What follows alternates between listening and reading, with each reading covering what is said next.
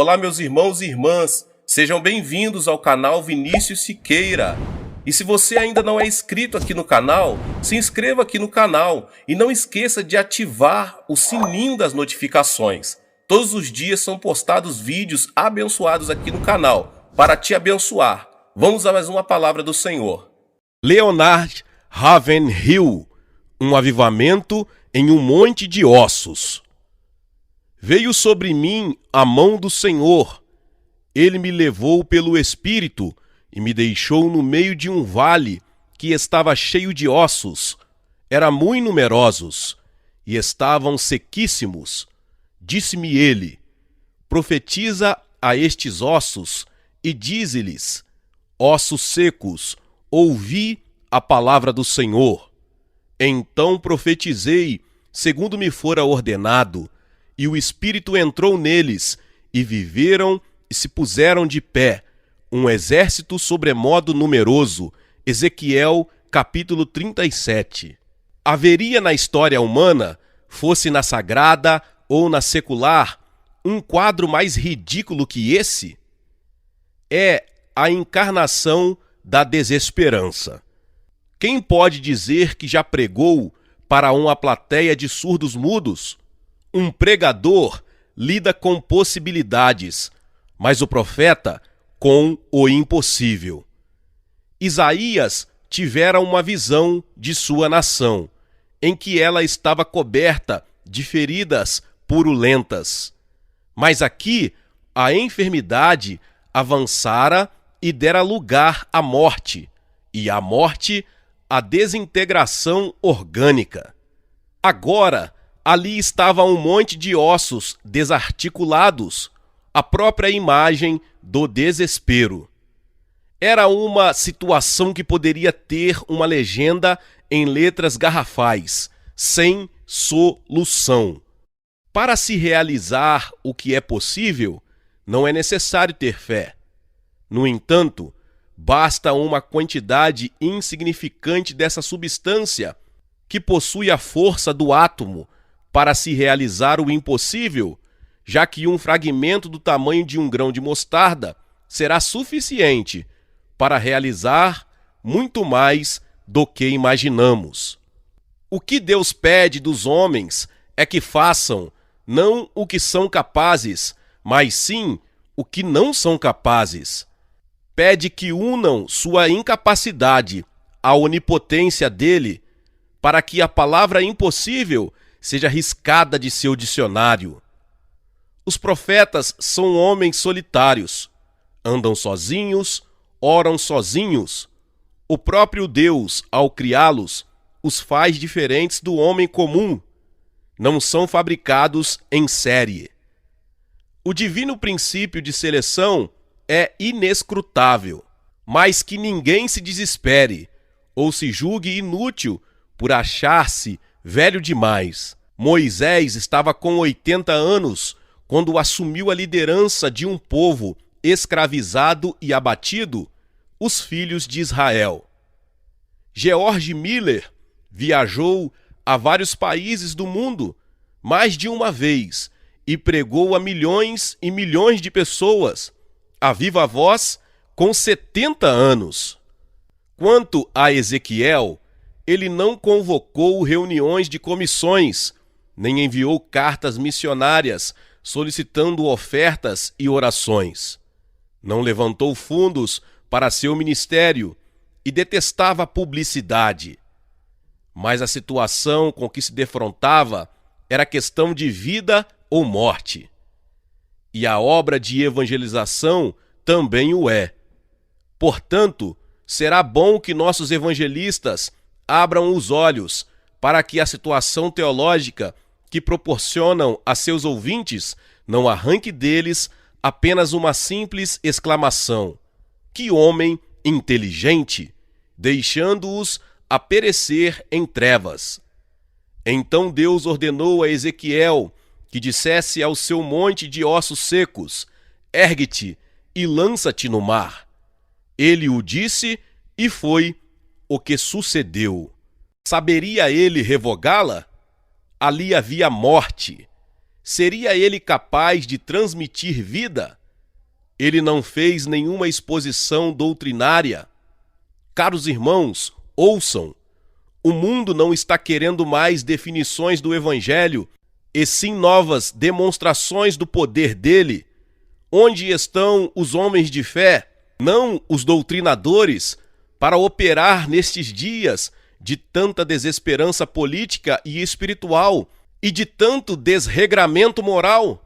Não é preciso ter fé para amaldiçoar as trevas, nem citar estatísticas sinistras, evidências de que as barreiras se desmoronarão e que a avalanche de impureza infernal encobriu esta geração. Doutrina já a temos de sobra, enquanto o mundo enfermo, triste, saturado de sexo, sobrecarregado ao poder do pecado, perece de fome espiritual. É nesta hora sombria, quando o mundo está adormecido em trevas, a igreja dorme em luz. E é assim que Cristo é ferido na casa de seus amigos. E uma igreja trôpega é chamada zombeteiramente de impotente. Enquanto anualmente gastamos montanhas de papel e rios de tintas para reimprimir os escritos de mortos, o Espírito Santo está aí, vivo, procurando aqueles que queiram humilhar-se e confessar que, apesar de verem, estão cegos. Aqueles que estejam dispostos a pagar o preço do quebrantamento e lágrimas, para então buscarem a unção do poder divino num reconhecimento sincero de sua pobreza de alma. Faz alguns anos, um pastor pregou à porta de sua uma tabuleta com os seguintes dizeres: esta igreja experimentará um avivamento ou um funeral. É esse tipo de desespero que agrada a Deus e deixa o inferno desalentado. Loucura, diz você. É verdade, uma igreja sóbria demais não tem valor algum. Nesses dias, estamos precisando de homens bêbados com o poder do Espírito Santo. Será que Wesley, Whitefield, Finney, Hudson Taylor foram pessoas excepcionais? De modo algum. Se entendo corretamente o livro de Atos, eles eram homens muito normais. Parece que a bomba atômica perturbou todo mundo, menos a igreja. Nós nos entregamos a intermináveis discussões sobre a soberania de Deus e as dispensações e ignoramos nossa pobreza espiritual. Enquanto isso, o inferno vai só se enchendo, com o comunismo dominando o mundo, o modernismo na igreja e a moderação dos grupos fundamentalistas. Será que Deus vai encontrar um homem para se colocar na brecha, como Ezequiel se colocou? Meus irmãos pregadores, hoje em dia, nós gostamos mais de estar acomodados do que sentir as dores de parto. É por isso que ocorrem tão poucos nascimentos. Que Deus nos mande, e rápido, um profeta que se encontre em descompasso com essa igreja que se acha desarticulada. Já vai muito adiantada a hora para que surjam novas denominações. Neste momento, Deus está preparando seus Elias para a última hora e grande ofensiva mundial contra a impiedade, seja ela política ou de outro tipo, mesmo com máscara de religiosidade. O último e grande avivamento, gerado e esperado pelo Espírito Santo, será o rompimento dos velhos odres de sectarismo pelo vinho novo do Senhor. Aleluia! Observemos que Ezequiel foi levado pelo Espírito. E como qualquer ser humano, ele deve ter estremecido com o apavorante quadro daquele monte de ossos secos. Mas da fé do profeta dependia o destino de milhares, talvez milhões de pessoas, da fé dele, não de suas orações. Muitos oram, poucos têm fé. Que tremor santo deve ter perpassado sua alma ao ver aquilo? De espectadores, apenas o céu e o inferno. Se Ezequiel vivesse em nossos dias, certamente iria tirar uma fotografia deles para a imprensa. Depois, preocupado com estatísticas, iria contar os ossos. E quando as coisas começassem a se agitar, iria chamar outros para vê-lo operar, para que o colocassem na ordem certa no ranking mundial dos evangelistas. Mas Ezequiel não agiu assim. Vejamos o que ele diz. Então profetizei, segundo me fora ordenado. Aí está a questão. Ele se tornou um tolo para Deus. Ossos secos, ouvi a palavra do Senhor. Loucura! É, insanidade total. Ele disse para os ossos, ouvi, embora eles não tivessem ouvidos. O profeta fez o que lhe fora ordenado. Mas nós, para evitarmos constrangimento, modificamos as ordens de Deus e assim passamos uma vergonha maior. Mas Ezequiel obedeceu e Deus operou como sempre. Houve um ruído? Disso nós gostaríamos. Mas ele não confundiu barulho com criação, nem atividade com unção, nem agitação com avivamento. Deus poderia ter insuflado vida nesse monte de ossos com apenas um sopro de seus lábios onipotentes, mas não, seria preciso uma série de medidas.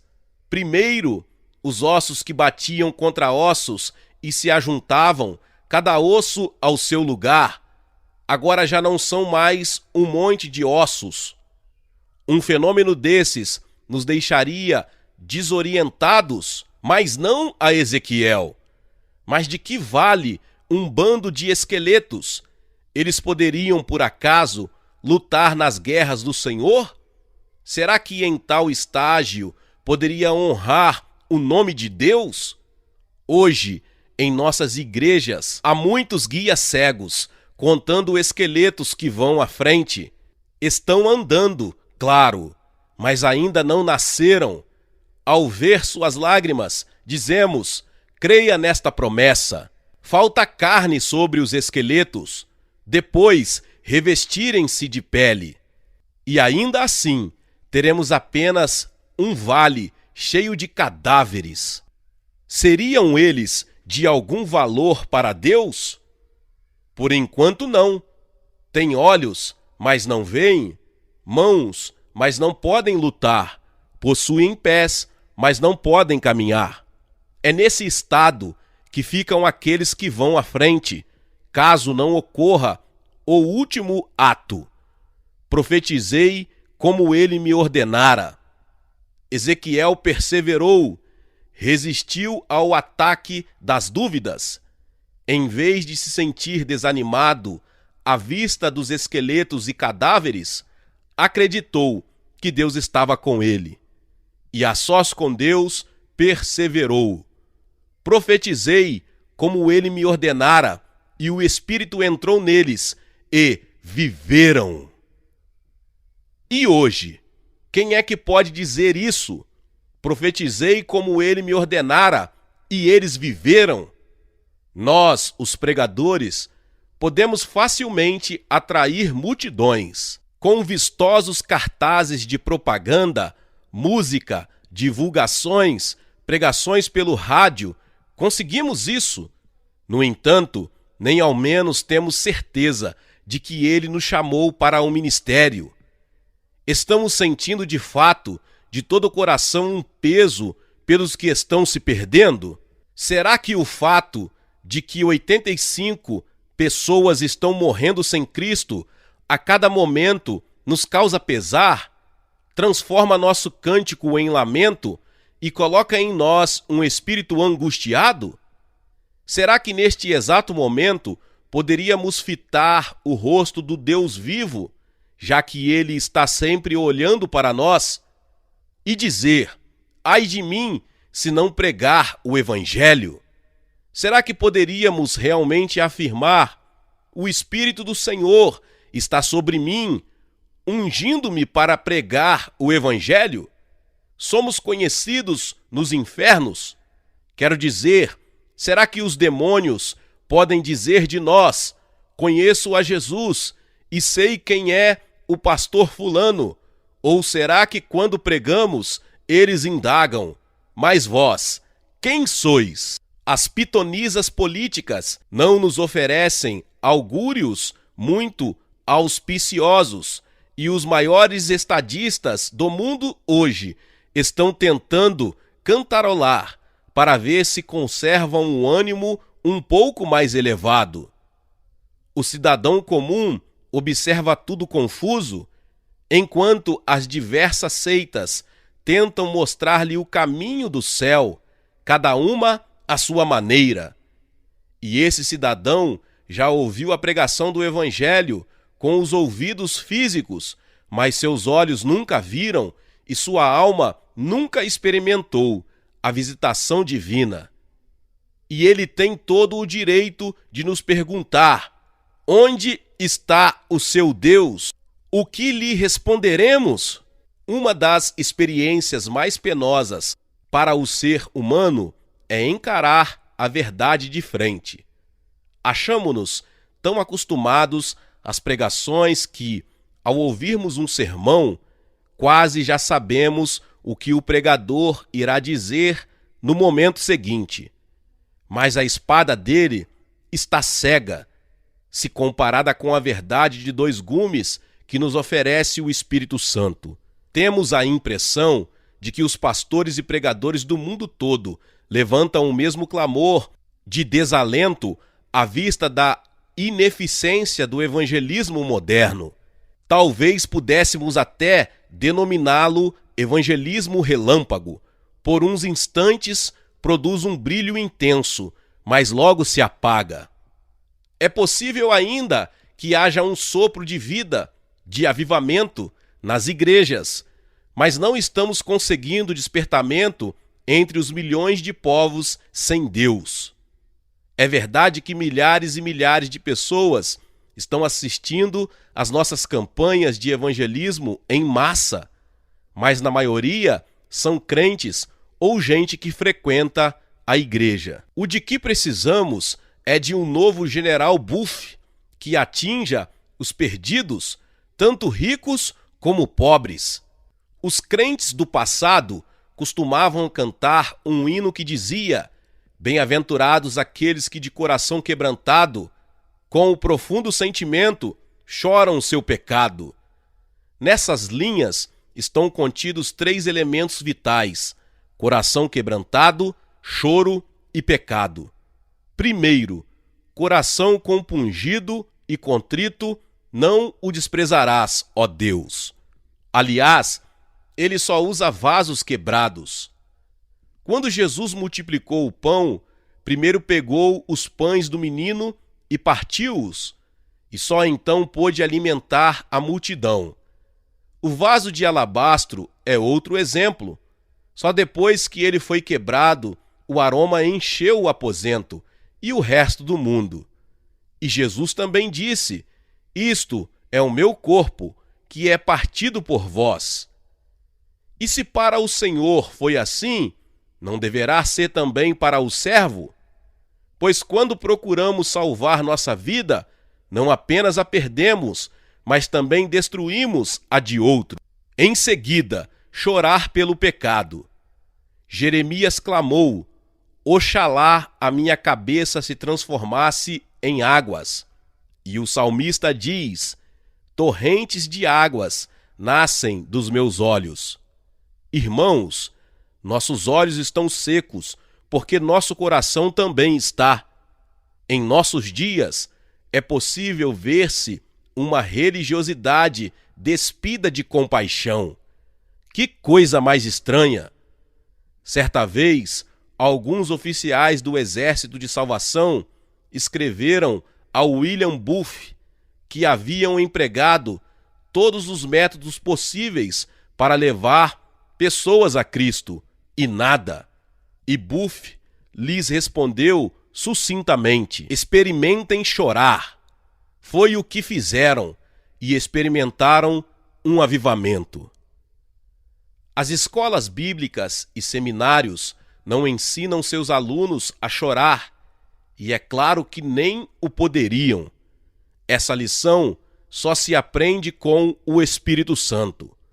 E qualquer pregador, por mais títulos e doutorados que possua, não conseguirá muita coisa enquanto não experimentar uma profunda amargura de alma por causa dos pecados que se cometem hoje. Uma oração que David Livingstone fazia sempre era: Senhor, quando irá cicatrizar-se a chaga do pecado deste mundo?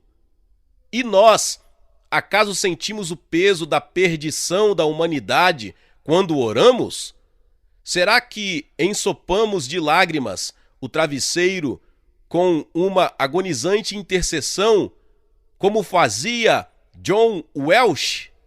Conta-se que quando Andreu Bonar, deitado em seu leito, ouvia as pessoas caminhando pela rua nos sábados à noite, dirigindo-se para bares ou teatros, sentia o coração pesado e clamava: eles estão perdidos, estão perdidos. Infelizmente, irmãos, não possuímos esse peso pelos perdidos. A maioria dos crentes conhece apenas uma longa sequência de pregações eloquentes, sim, mas sem alma, sem lágrimas, sem ardor espiritual. E é tudo que os pregadores têm para oferecer hoje. E em terceiro lugar, o que dizer do pecado? Diz a Bíblia que os loucos zombam do pecado, Provérbios 14:9, e quem zomba do pecado é louco mesmo. Os sábios da igreja apontaram 7 pecados capitais. É claro que sabemos que eles estão muito enganados. Todos os pecados são capitais, mas esses 7 são o ventre do qual nasceram mais 70 vezes 70 milhões de outros pecados. São as 7 cabeças de um mesmo monstro que está devorando esta geração a um ritmo aterrador. Estamos vendo uma juventude amante de prazeres que não liga a mínima para Deus. Enfatuados com seu pseudo-intelectualismo, totalmente indiferentes às coisas espirituais, eles rejeitam os padrões de moralidade vigentes. Caiamos de joelhos, irmãos. Abandonemos a louca ideia de borrifar perfumes na impiedade individual e internacional com nossas colônias teológicas. Carreemos para toda essa putrefação rios de lágrimas, de oração e de pregações ungidas, para que seja purificada. Há pecado no arraial? Há alta traição. Terei sido eu? Serei eu? Em nossas fileiras, o pecado causa derrota e estagnação. Estará ele em mim, Senhor? Há coisas condenadas, capa e ouro. Há pecado entre velhos e jovens, pecado que Deus leva a retirar sua bênção. Estará ele em mim, Senhor? Estará em mim? Estará ele em mim, Senhor? A maior necessidade de nossos dias é poder do alto, G. Finney. Se o próprio Cristo só iniciou sua pregação depois de ter sido ungido, nenhum jovem deve pregar enquanto não tiver recebido a unção do Espírito Santo. F.B. Meyer. Evitemos ficar discutindo sobre a palavra de Deus. Vamos obedecê-la. Oswaldo Chambers. Não posso me salvar por esforço próprio, pois meu Senhor já empenhou o esforço necessário. Resta-me então trabalhar mais que um escravo, por amor ao querido Filho de Deus, autor desconhecido. À luz da cruz de Cristo, Não é chocante a maneira como eu e você vivemos? Alan Redpath. Assim que paramos de sangrar, deixamos de ser bênção. Doutor J.H. Jovit. Meus irmãos e irmãs, que palavra poderosa, glória a Deus, que despertamento. Louvado seja o nome do Senhor. Você que ouviu essa palavra e ainda não se inscreveu aqui no canal, eu convido você a se inscrever aqui no canal e também ativar o sininho das notificações. Quando você ativar o sininho, você vai ver a palavra todas. Clica na palavra todas, porque todos os dias são postados vídeos abençoados aqui no canal para te abençoar. Deixe também o seu like e não se esqueça de compartilhar esta palavra com mais pessoas. Meus irmãos e irmãs, nos vemos nos próximos vídeos. Amém.